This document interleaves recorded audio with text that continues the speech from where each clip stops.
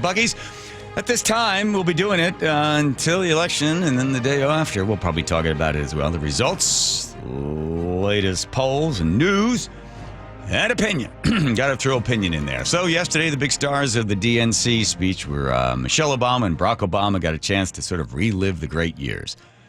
The great halcyon years, 2008, Obama in there, and everybody's screaming and yelling for Barack. They love Barack Obama. He's the cool dude who's up there just basically walking you through, taking you back to the good old days. And explaining, yes, exactly.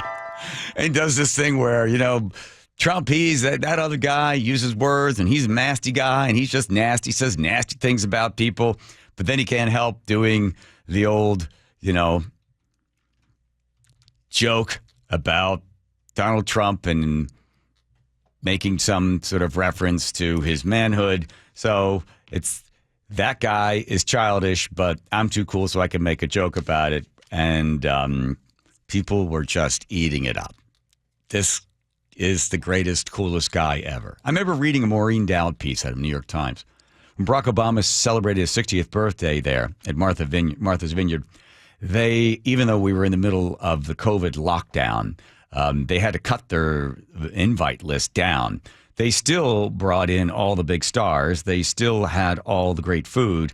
And people were sort of taking shots at him saying, wait a minute, you've sort of lost touch with the common man. You have so much money right now and you're such a big star.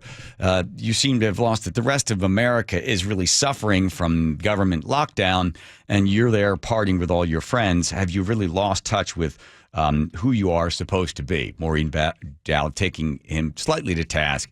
And she was also one of the disinvited people. David Axelrod was also on the disinvite list. A lot of the people that helped. Nancy Pelosi was on the disinvite list. There was a list that everything went out, and then they took the list away. I have the biggest problem when any politician gets up there and talks about what the government is going to do for you. Because it happened last night. Same sort of thing, same sort of story. Do you have that, Joe, that colleague asked for? Same thing about, we're going to do this, and we're going to help you with that, and we're going to help you with this. And people are eating it up, that they're going to do all this stuff for you, that the government's going to do everything for you. This will still be a tight race in a closely divided country. A country where too many Americans are still struggling. Where a lot of Americans don't believe government can help. And as we gather here tonight, the people who will decide this election are asking a very simple question. Who will fight for me? Who's thinking about my future, about my children's future, about our future together? Really? Who's fighting for you, fighting for your children? If you think about it, most of the problems that we face are government-created problems. Think about it. We don't want our kids to smoke tobacco. Okay, then why do we subsidize tobacco farmers? Americans are too fat. It's costing way too much money. Why do we subsidize corn and corn syrup? Think about every single step. Why healthcare is so expensive? Because the government pays the bill. That's why it's so expensive. Think about what you'd think about. Exactly, thank you. Think about how you'd feel. It's wrong. It's not who we are, and we're going to fix that too. Think about how you think about, right? Think about what you'd think about. Exactly, thank you. There are 80 different poverty programs, and the United States has spent $12 trillion on these programs since the 1960s.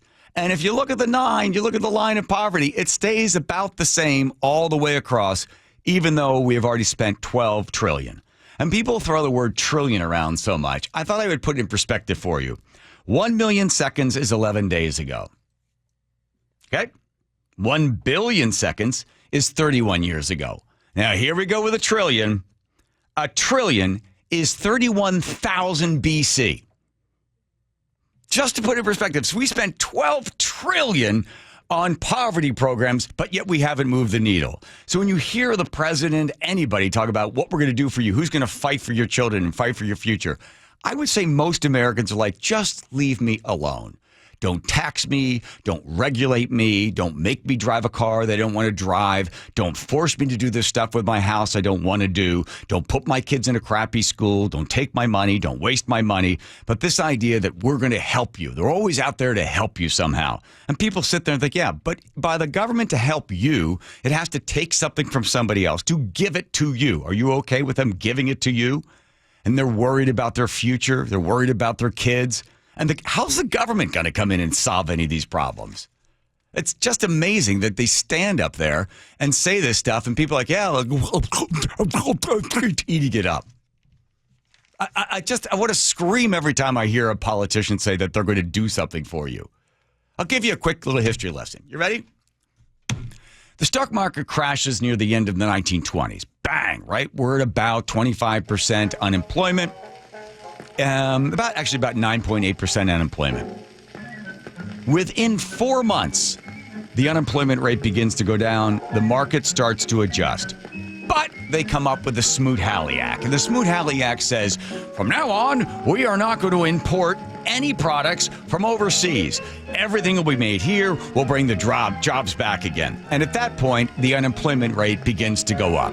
And the depression becomes that much more entrenched into the U.S. economy because the government got in with the idea of the Smoot-Hawley Act to stop any imports, and we're going to build it all here. What it did was it put us further behind in debt. So what did the government do? It came up with this program and that program. We're going to put these people to work and those people to work. We're going to build this and build that. All of these government programs and price controls throughout the 30s were a complete and utter failure that just kept us in the morass of the Depression. How did we get out of it? We went to war. And when you go to war, you take 12 million young men and you basically take them off of the unemployment and send them off to war to die. But all of a sudden, we were all building planes and bullets, and we were really back in time because that's what got us out of the Depression. It wasn't Roosevelt and any of these programs. That made things worse.